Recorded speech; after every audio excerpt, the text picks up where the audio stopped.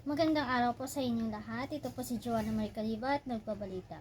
Nipah virus. Ito ay isang sintomas ng sakit na kung saan meron itong nagdadala ng sakit sa ulo, sa pananakit ng kalamnan, pagsusuka at pagsakit ng lalamunan. Ito ay na-detect sa Kerala, India na wala pang vaccine o gamot para dito.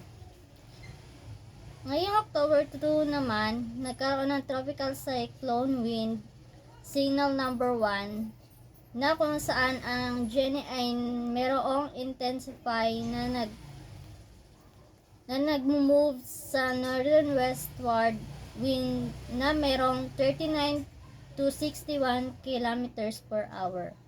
Ito ay sa loob lamang ng 36 na oras. So, sa Caloocan ngayong October 22, 2023, 15 na bahay ngayong Lunes ng tanghali ay nagkaroon ng sunog.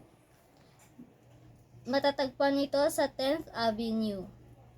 At wala namang nasugatan na rito. Lahat ng mga nasunugan na bahay ay kailangang lumikas sa covered court malapit sa kanila. At inaalam pa rin nila kung ano ang sanhi ng sunog. Yun lamang po at maraming salamat.